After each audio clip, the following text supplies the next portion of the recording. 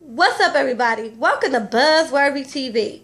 And I'm your girl, Lady T. And today we are talking love and hip hop Atlanta, y'all. So let's get into it. Y'all, this season is getting better and better. I was a little worried because it started off really slow, but they giving me what I need now. So let's get into it, y'all. Okay, so Stevie J is in rehab, playing the blues, playing his guitar.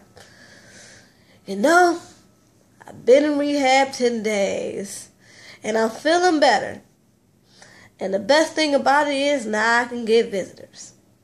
So, Joseline is coming to see Stevie J. And they sit down, and the first thing she does is tell him about how her meeting went with Mimi and how they got into it because she said basically she was trying to be nice and Mimi came for her and she ain't had time for that. And basically Stevie is on this peaceful mode or whatever. So he was like, no, you were supposed to be nice and this and that. And you know, he lets Joseline know that, hey, I'm trying to be sober, and I talked to my doctor, and he said I can't be around nothing for a good year. Here's the thing. When you're sober, you're not supposed to be around anything ever. I mean, I guess what he said is not even in the environment, period. But I would think if you're fighting your sobriety, you should want to be around anybody that's drinking and smoking, if you can help it, for as long as you possibly can. But anyway, Joseline, she ain't trying to hear that. She like to smoke. She like to drink. And she young. She still want to do her. But, you know, Stevie convinces her to, you know, meet up with his doctor so they could talk about it. Because, you know, Joseline does admit that she has an anger problem. So she says, okay, I'll meet up with the doctor. Then we got Kalina and Tony. I didn't even know their asses were still on this show. I didn't. They just popped up out of freaking nowhere. Like, I promise y'all, I did not know that they were still on this show. Somebody, I guess I missed a memo on that. But yeah, she just pops up big as hell. She said she about to drop any minute, and I believe it. Well, actually, she said she having contractions as we speak. So I'm like, damn, Mona, you such a pimp. You put your people out there, labor and all, huh? So anyway, she up there with this big old belly. Here come Tony. His boy that he used to be cool with, I forgot the name. But anyway, his boy who he used to be cool with, he does real estate. And Tony wants to get into business with him. First of all, let me backtrack. Let me tell you how stupid these people are. Okay, so Kalina and Tony are having money issues because they shut down the studio that will make them money, mind you, because even the most hood musicians need a studio. Everybody want to be a rapper. Everybody want to be a producer. So they was going to make some money in that studio regardless. So they shut down the studio to buy this big old house that they can't afford. So now Tony want to get back into business with this dude who is in real estate. Kalina's problem with that is every time he hook up with old dude, all they do is be out all night, and that's, you know, and that makes Tony cheat. Well, I ain't gonna say make Tony cheat, but he tends to cheat. You know, when he hook up with this guy, he's like, well, you know, I'm a new man now. It ain't all about the chicks. I'm just trying to get back on. And every time I went, oh boy, we make money. And he want to invest all the money that they got left in a club. And I'm like, Kalina, like, nigga, we got a baby on the way. What the fuck are you talking about? But he's steady trying to convince her, like, hey, you know, anytime I go into business with him, we make good money. So, you know, you gotta, you know, the bigger the risk, the bigger the return. He keep trying to convince Kalina. But I'm just like, man, what the hell ever. So anyway, then we got Rashida and Carly. Oh my God. Y'all, this show is so scripted. Like, I can't believe we still talking about this shit. I mean, this shit went from semi-real to all the way fucking scripted. Because they done ran out of shit. And people got money now, so they ain't willing to just, you know how it is when you got money and shit. So now you ain't really ready to like really act the fool for real, based on your real life. So now they got this scripted shit. So anyway, we got Carly Red and Rashida. They beating up because Carly wants to talk to Rashida about how she brought Erica to her opening of her store to act a damn fool.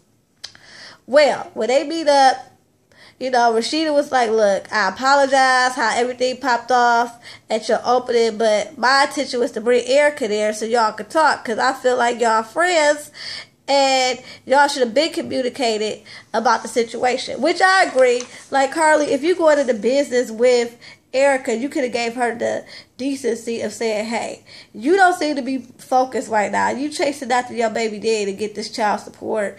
So I'm going to do me. Maybe we can open up another business at a later date. That's all you had to say.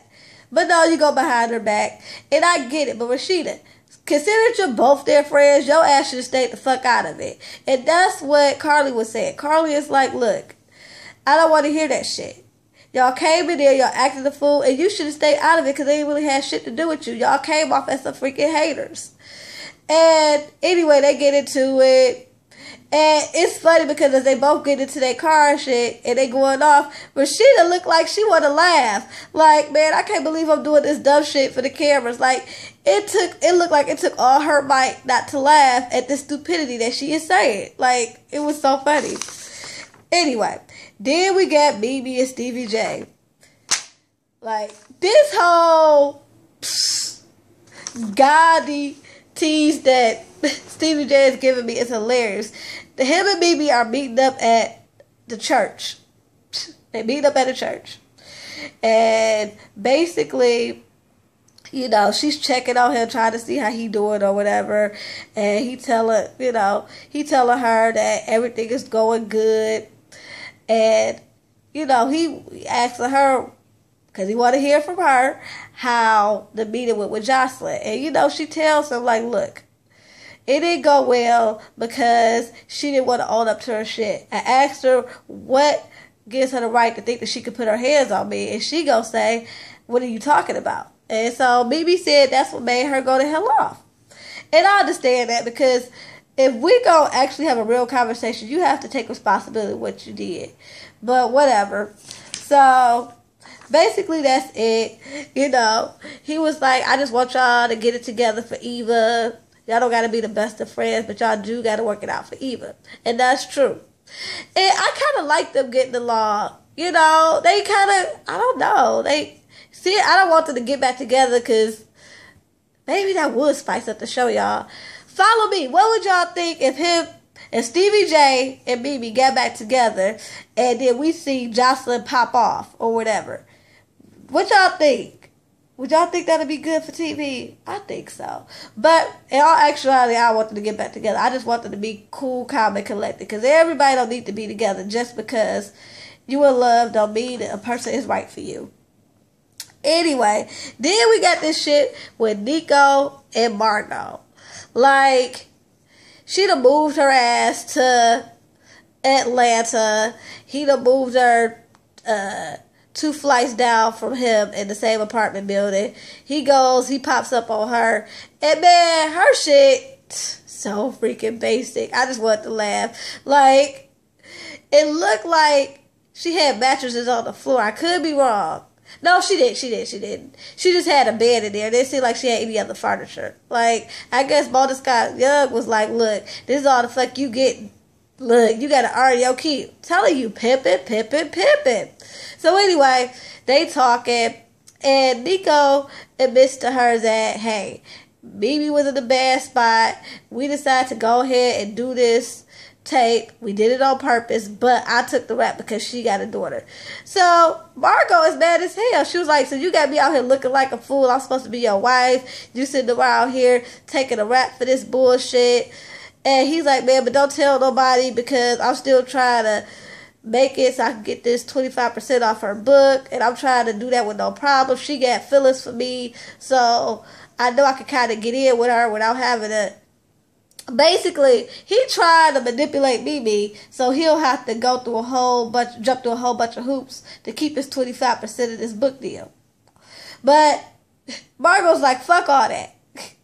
She like, I'm gonna tell anybody who I want to tell because this shit is foul and I ain't here for it. So you know she about to run her mouth, y'all. It's coming. So anyway, then we got Erica and Scrappy. This is another reason why I think this shit is scripted.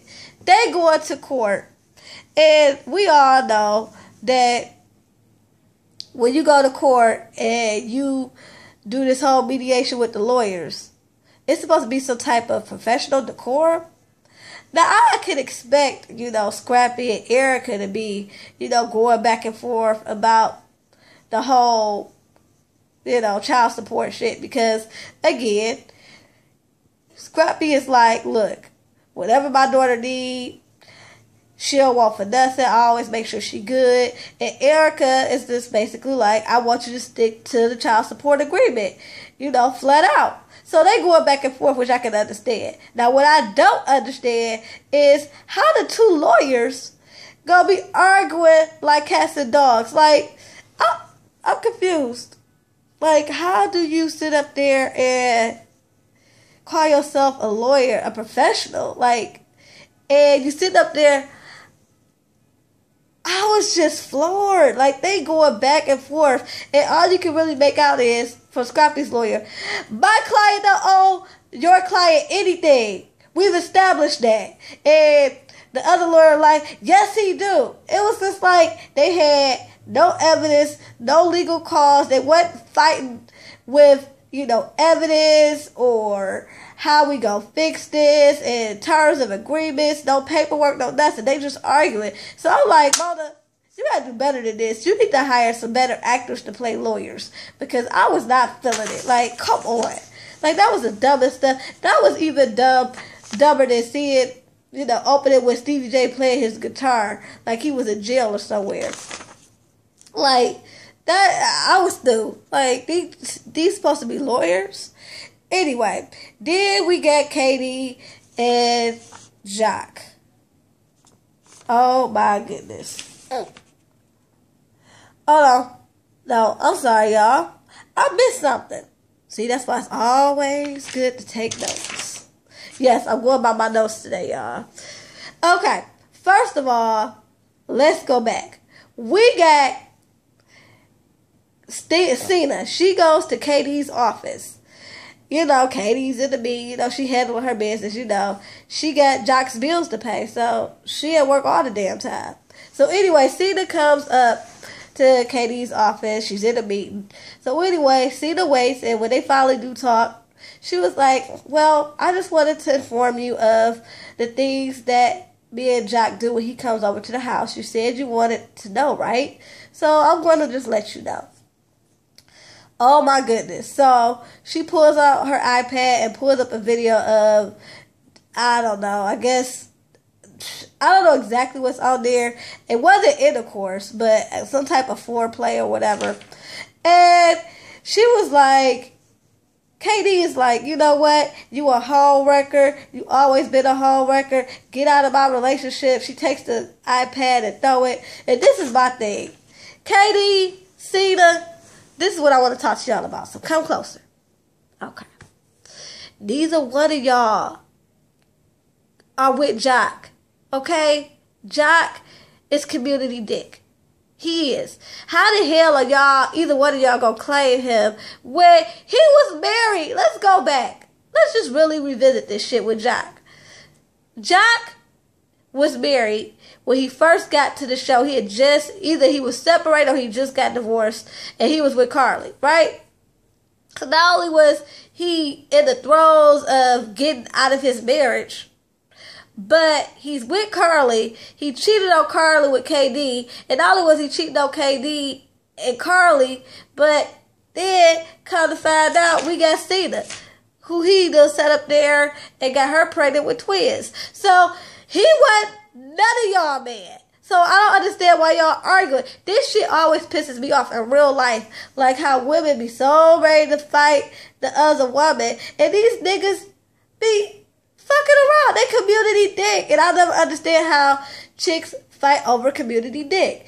If he cheated on you with somebody? What makes you want to claim this man and be so hard and ready to fight and do all this shit for this man? He cheated on you. He made a promise to you, but you want to go after the chick who probably didn't even know about your ass. Like, come on. So anyway, then we moved to Stevie. You know, he gets a call while he in rehab that it's possible that he's going to get indicted for failing to pay child support. And, you know, he's just like, they trying to lock up the good guy. And I'm like, Stevie, you need to do better, sweetie.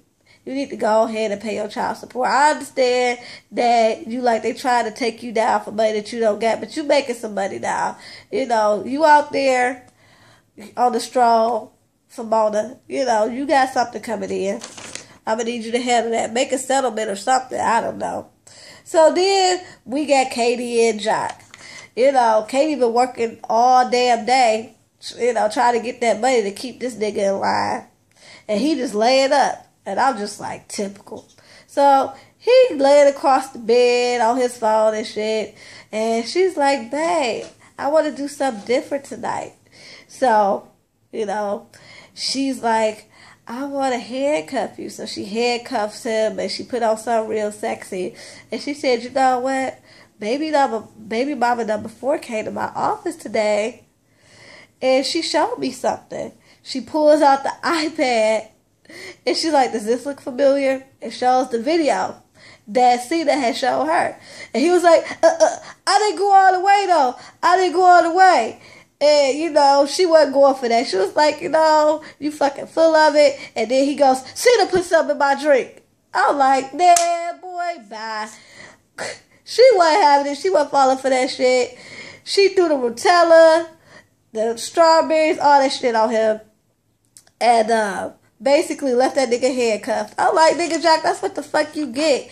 Keep your dick in your pants. Like, for real. Then we got Carlina and Mimi. Carlina finally was able to take a break. Not much of one. They had dropped the load. You know, Mona Scott told her she had to get back on the stroll. So the baby a day or two old. She back on the stroll. She out here. Her and Mimi, they meet up at Carlina's house, and you know, she's just telling Mimi about how Tony want to go into business with this guy, and she just don't trust him because, you know, when they get together, all they do is just be out all night, and then plus he want to put all their money into this investment, and she just don't trust it. She don't trust it all the way around. So while they sit up there talking, Carly and Jessica Dime piece show up. And so they all get to talking. And Carly tells Jessica that Mimi has a management company. Because, you know, Jessica lets her know that, hey, I'm out here. I'm trying to be an artist. Isn't everybody? I'm so sick of this. Everybody trying to be a rapper, a producer, a singer. And none of y'all got any quality product. Like, ugh. It's really irritating. It's irritating for somebody who loves music. Like, y'all ain't really doing shit but acting a fool on TV and claiming that y'all artists. Anyway. So, after that, we have Stevie and Jocelyn going to therapy. Basically, you know, Stevie is once again telling Jocelyn that, hey, I'm really trying to be sober and I'm going to need you to not smoke and drink around me or whatever. And the doctor, you know, he backs Stevie up and saying that, look, if you can't stop smoking and drinking and doing all the other drugs that you like to do for a year, then maybe you should be in rehab too. And basically, Jocelyn is like, look, he's my husband. I'm here to support. So whatever he wants to do, I'm going to support him. So I'm going to stop. Now, as soon as she says that, he tells her that he might be gone for 2 years because they might have to they're going to indict him for failure to pay child support. That matter of fact, that as soon as he leave rehab, he got to go to New York and go to court. And so she's like, see, you trying to control me. Your ass might be locked up and you trying to make me promise that I ain't going to smoke or drink. Get the heck up out of here. So she don't like his controlling ways and, you know, she got pissed off. So The scene ends with Margot. She's sitting at a restaurant, and, you know, basically she says she's tired of Nico and his lies, and when she got invited out to drinks, you know, she took the person up on the invitation, and lo and behold, it's Jocelyn. So you already know what's about to go down. They about to compare notes, and they about to, you know, they about to try to bring Mimi down. You know, they both can't stand the bitch, and they about to join forces, so this should be good. Anyway, y'all, that was the episode. Till next time, peace and love.